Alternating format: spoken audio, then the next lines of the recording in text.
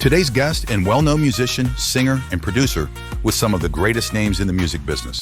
Kool and the Gang, KC and the Sunshine Band, Jermaine Jackson, Rebby Jackson, Bobby Womack, Barry White, Eddie Murphy, Finnis Henderson, Ronnie Wood, Babyface, Cheryl Lynn, Gloria Gaynor, Sister Sledge, Tavares, Philip Bailey, Sly Stone, Smokey Robinson, Dr. Dre, Taste of Honey, Patti LaBelle, John Lee Hooker, Billy Preston, Ronnie Laws, Papa John Creech.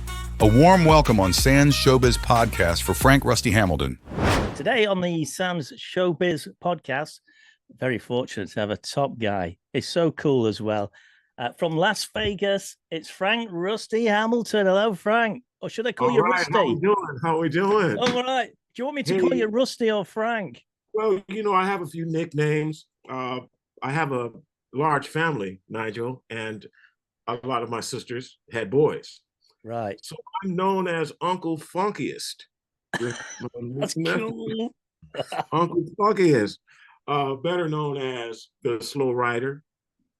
You could just choose any name you like. Slow Rider, Uncle Funkiest, Frank, Rusty, all of the above. Cool. I was going to ask you, where did the Rusty part come in? Where did that come from? Story. I get that question a lot. Seeing as though Rusty is an American name that was basically meant for dogs. A lot of people have dogs named Rusty, but it's also a name that was given to this freckled face, Caucasian white kid. He was with the red hair. That's Rusty. But that guy was on a show called Wait Till Daddy Comes Home back in the early 70s, something like that. Yeah. And my mom, there was a kid on there. His name was Rusty Hamer. And he had this really interesting personality, very mischievous, doing things, always getting into little trouble. And so my mom thought I had his personality. Actually started calling me Rusty. And as a result of that, nobody ever called me my actual legal name, which is Frank. No one ever uses that. So if you call me Frank, I might look around and wonder who you're actually talking to. Yeah. You got a new single out at the moment, haven't you, Rusty? What we're going to do, we'll come to that a bit later on in the interview, if that's all right. But I was listening to that. It's brilliant, by the way. I love that. I love it. And I've been listening to all the little tricks that you're doing in the song as well. I like all that because I listen to the production. I don't tend to listen like a normal listener. I start thinking, yeah, I can see that little bit there. I analyze it all, but we'll come to that in a bit because that's great. I always appreciate when people, you can like a song, but what do you like about it? What is it? I like details. I like to hear people's thoughts, and it sort of gives me a little perception in terms of where they are musically. I mean, I was looking at everybody that you've been involved with as well, and it's a heck of a catalog, isn't it? All the stars. Yeah, through the years, it seems like a lot, but when you're talking about over 25 years of work, it can seem like a lot. But I was thinking, you see, because I've played all those songs, I've played a lot of them in the nightclubs, and we've had a lot of promotions over the years on the radio, and we've spoken to some of them, and we have a lot of festivals now. Is the big thing, isn't it, by the way? I mentioned that. I was going to say that, Nigel. The whole thing about that is artists nowadays, you put out a record, and Apple has it, Apple Play, Spotify, everybody has it. You're making a penny a stream. The checks, I'm embarrassed with the checks I'm getting from the streaming. I have a bunch of them piled up in my cabinet there.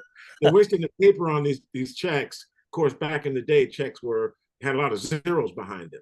Yeah. So it's all changed, hasn't it? Yeah, live performances is the only way an artist can really make any capital gain with his finances. Yeah. What about merchandising? Does that come into the game a bit or not? It can, depending on, if you're a popular artist, merchandising, of course, is going to do well. But if you're sort of a startup band or a new artist, it's going to take a minute to sell your merchandise because people aren't familiar with how good you are, what you can do. Yeah. Band, little details that nowadays with the advent of social media, everything about an artist these days. So yeah, quickly. And you self-taught all these instruments that you play and everything. You were self-taught, weren't you? You didn't have any lessons, did you? Self-taught. I don't know if you saw the story where I actually started playing the organ. My stepfather, on his way home from work, someone was actually throwing away an organ that did not work. I have to admit, it worked on it's a reed instrument, so it worked off air. So you get in, turn it on, and the air is what allowed the notes. You press the key and it would release the air into the reed, and then you play the note. So the actual organ was leaking air, so you couldn't get a note out of it. So he brought it home, patched it up, actually got it to work. Now, mind you, I'm 7, 8 years old, and my siblings, 6 sisters, 3 brothers, everybody wanted their hands on that little organ. So it was placed in the front room.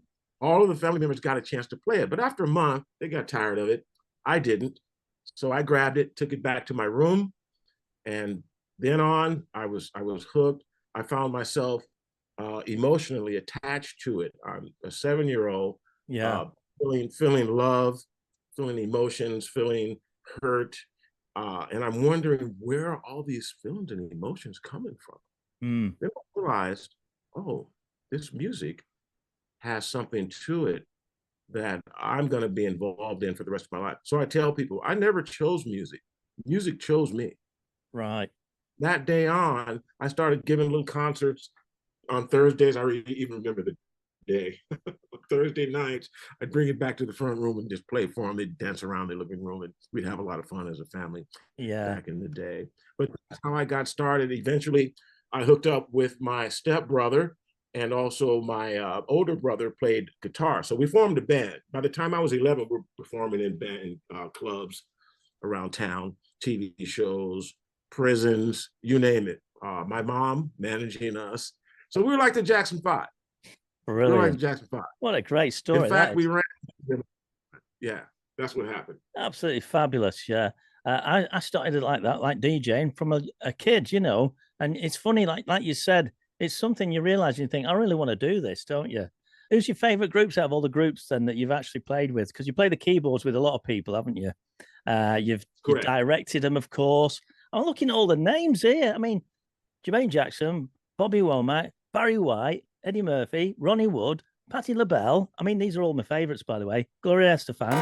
No, you haven't done Gloria Estefan, have you? No, she's not on there. Gloria Gaynor. Gloria Gaynor. Sister Sledge. By the way, Sister Sledge still tour around the UK. You often come up where we are. They're real good friends of mine. I love them. Very, very lovely person. Kathy's a beautiful girl. Yeah. I love her.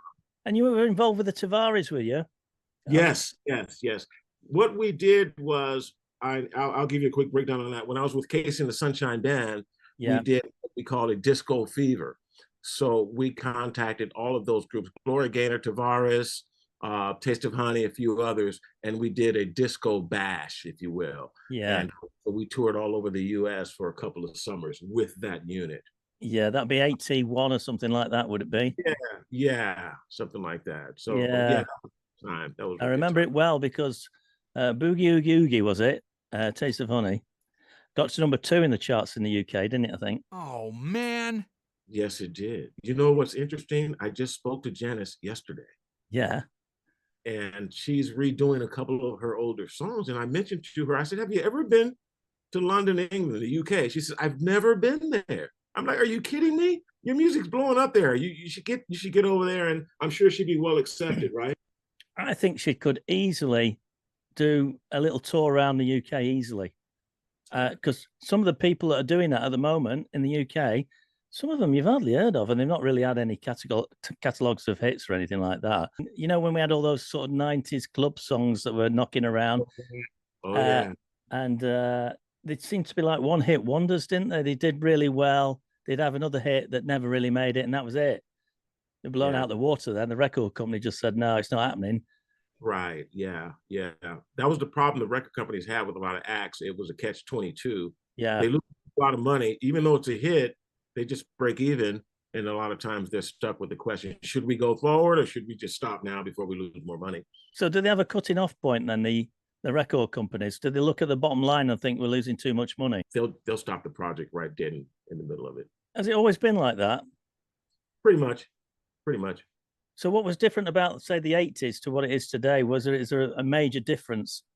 Yes, there is. I mean, as you know, the advent of social media sort of, and then, home recording studios also sort of, because you can get the same sound at home. You don't have to go to a major studio anymore. Yeah. around, you see what I got here. I got a major studio here. This is where I do all my records, right here. I love it. And I love it.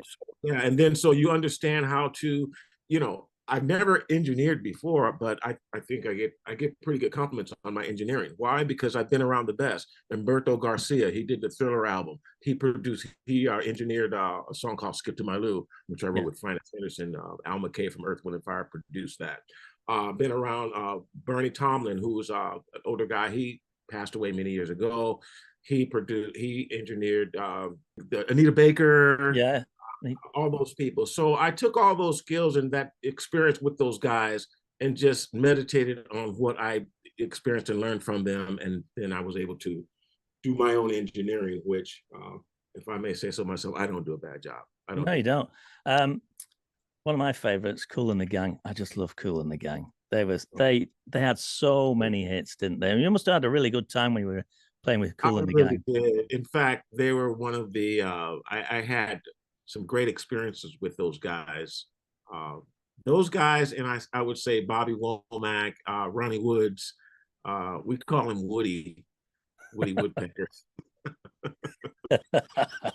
And so yeah, those were some really fun experiences. But I would say my overall fun and musical growth was with Bobby Womack, without a doubt. Without a doubt.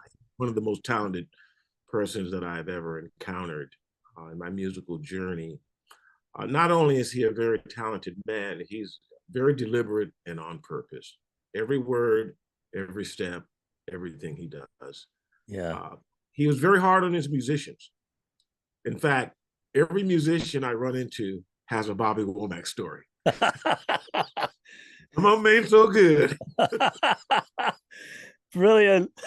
But interesting enough, Bobby was the kind of guy that if he challenged you and you didn't challenge him back, then you wouldn't last with this guy.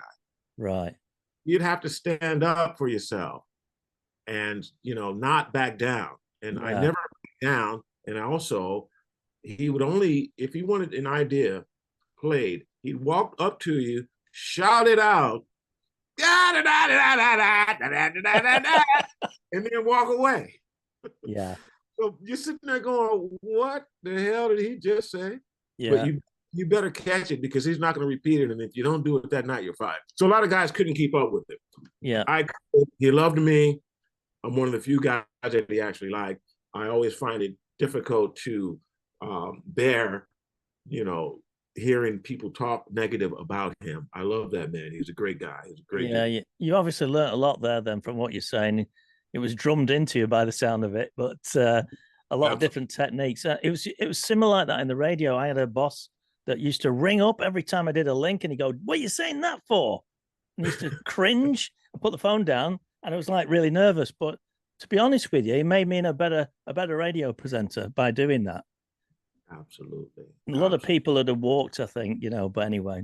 And he knows who he is. He'll be listening to this and he'll know who he is. We're good friends. We're good friends. Yeah, don't worry. We're still good friends. What's it like working with Barry White? Barry White, my godfather. That's my godfather right there. Barry White dated my mom. Right. Years ago. And he produced my dad when I was 9 years old, 9 or 10, can't remember. He did an album on us. And so he was one of the first persons that actually believed in what we were doing. So later on, this is like we were together for 5 years, between 9 and 14 for me. And I thought sure that this little group would be very successful. We go on to be a household name like the Jacksons. I knew that as a kid. Yeah. Didn't happen quite that way. Later on, I asked my mom after it was all said and done, I said, what happened with the deal with Barry White? Why didn't we move on with him? My mom, it was a church-going lady, God rest her soul. We were in church every Sunday, twice on Sunday. Wait a minute. Yeah, twice on Sunday, once in the morning, once at night, and on Wednesdays as well. So we're half our week we're in church. Barry White smoked a lot of weed. And all it took for my mom to say, no, I don't want my boys around all those heavy drugs. Little did she know Yeah, well, that's a great story, isn't it?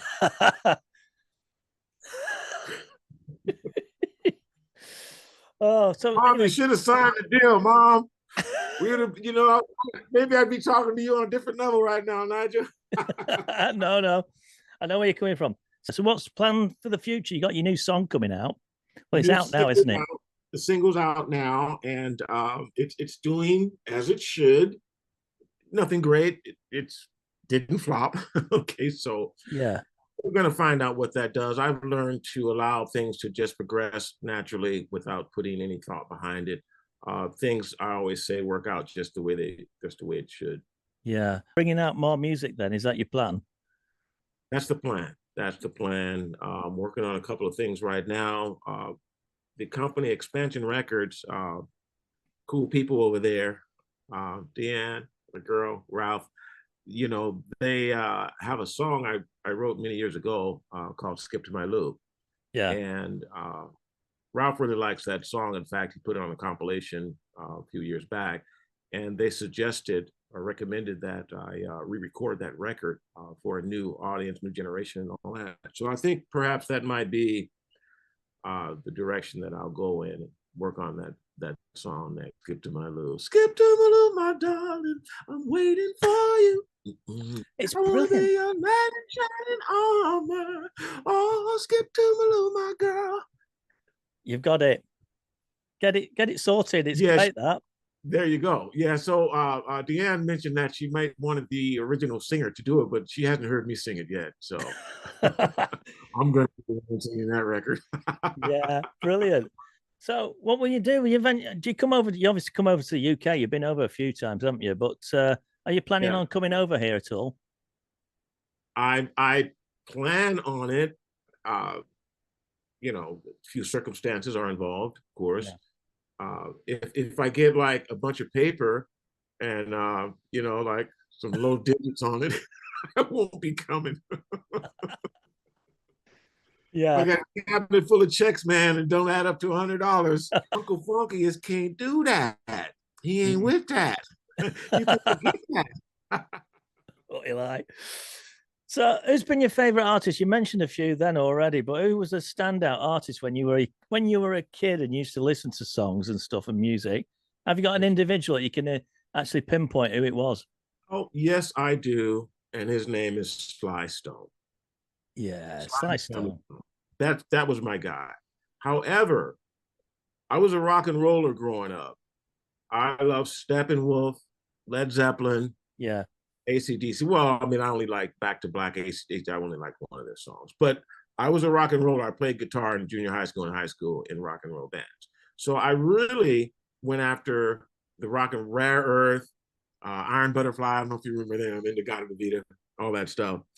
So yeah, I kind of swayed towards bands more than individuals. If I had to think of an individual, it would be Sly Stone. Yeah, yeah.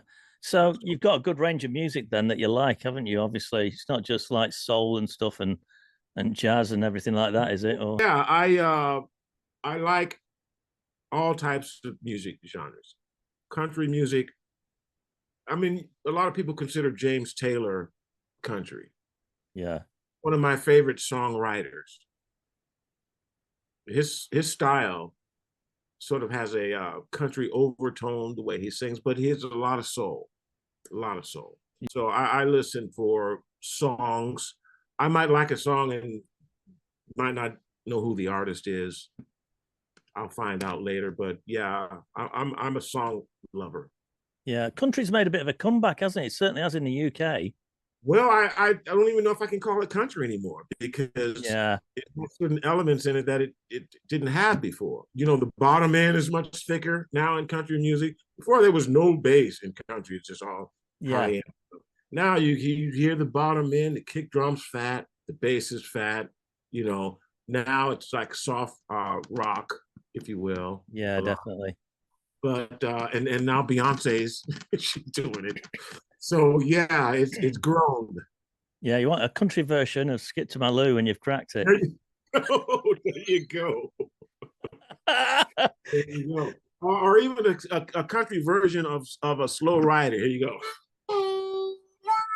I'm a slow rider. Gonna ride your back.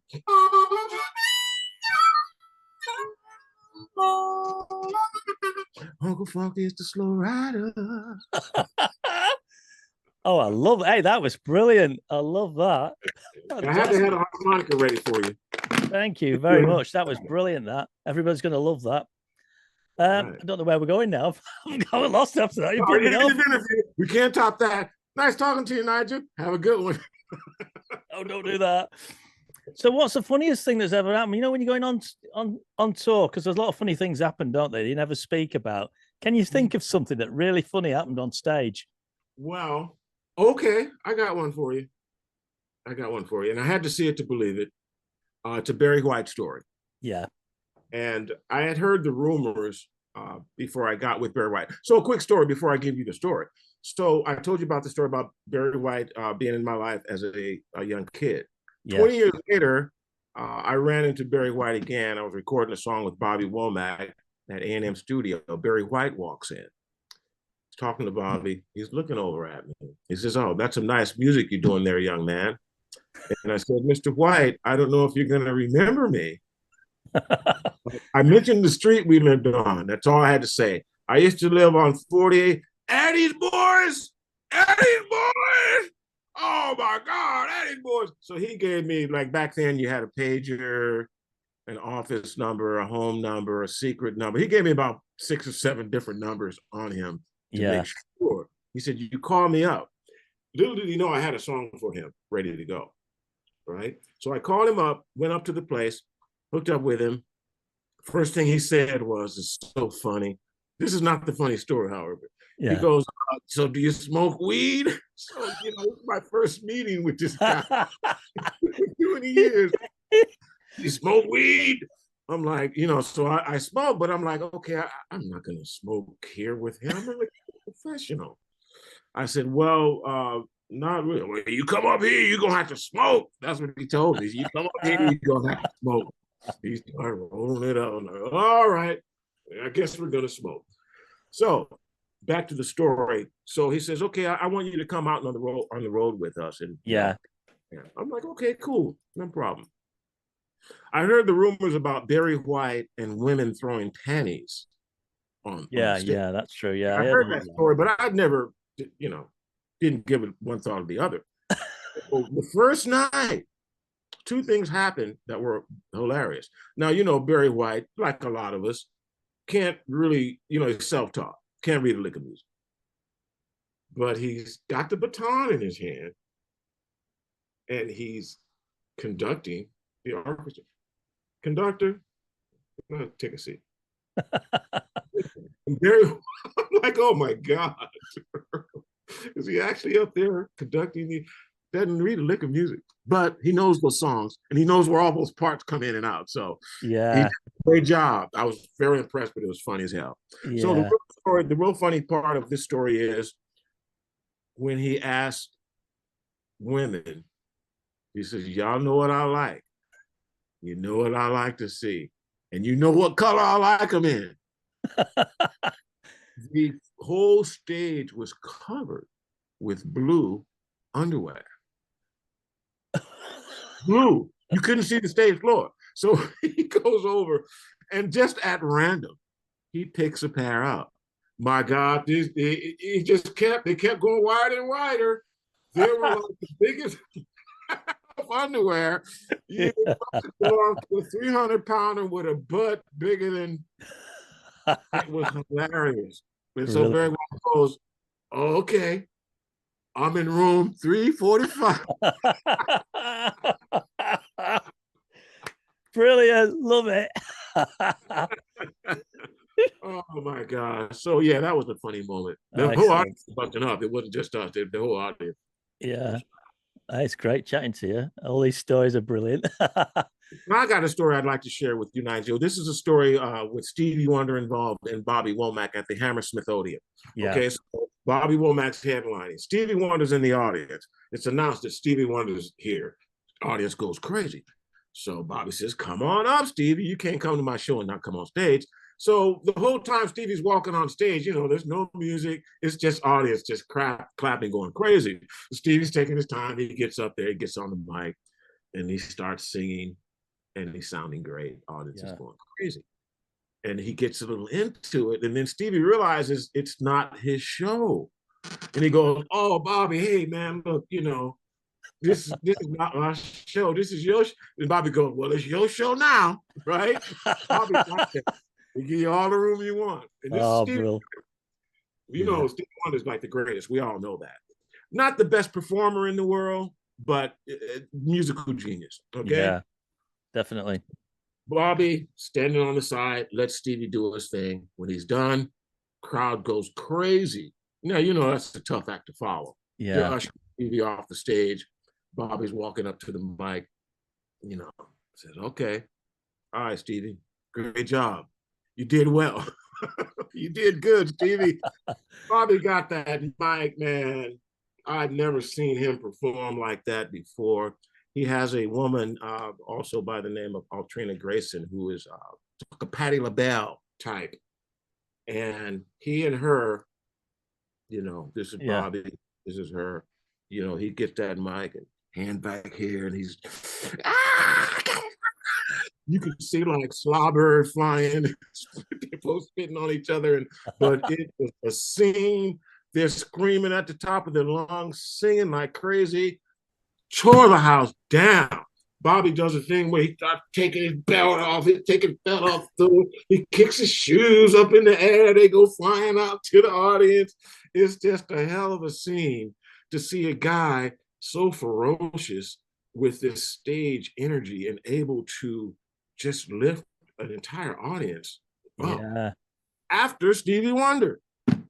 Amazing. So, never seen anything like that before. That was amazing. Absolutely amazing. It's great chatting to you. But we'll have to keep catching up with you, I think. Well, we can do that. We can do that. Not if you don't mind, every 6 months or something, I'll get you back on. It's so entertaining. It's brilliant. That'd be great. That'd be great. I'm not going to use up all my stories in one interview. As I said, I'm a music person. I've never done anything else. Never had a 9-to-5. Yeah. Never worked anywhere. I mean, when I was a kid, I worked as a box boy at a supermarket, but never as an adult. So I've been fortunate enough to make a living with this music thing. Yeah. And I am blessed, and I am blessed, and I blessed. I bless. We all have the ability to bless other people. With that, we are able to sort of manifest love from everywhere and then send it back out. That's what it's all about. Yeah. We nourish each other with this musical thing. It's nourishing. And definitely music does that, doesn't it, really? You find that. And I used to think that when I was playing songs on the radio and really good songs, you could sort of feel that vibe, can't you, going out? Absolutely. Here's one thing I've discovered. I learned a few months ago, information concerning the hertz, A440 hertz. It's a vibration. 440 hertz. Well, they changed that back in the 30s, 20s, and 30s. It came in at 432, which releases harmonious endorphins. The tone is sort of nourishing. Yeah. And they moved it up to A440, which disrupts our endorphins, and it sort of doesn't put us at peace with ourselves. Right. So what I do, people don't know it, musicians will know it when they try to play along with my tracks. I tune everything down to 32. We're gonna have a problem trying to play with my stuff. Very clever that. But it's tuned and it's nourishing. Well, I'll tell you what we'll do. We'll do a wrap on it now, and I'll get back in touch with you if that's okay. Later on in the year, the back end of the year, maybe. Yeah. That sounds good. That sounds good. I'll just leave you with one little tip. Me and baby brother, we used to run together. Me and baby brother, we used to run together. Drinking that funky wine all the time. I said, me and baby brother, woo, we used to run together.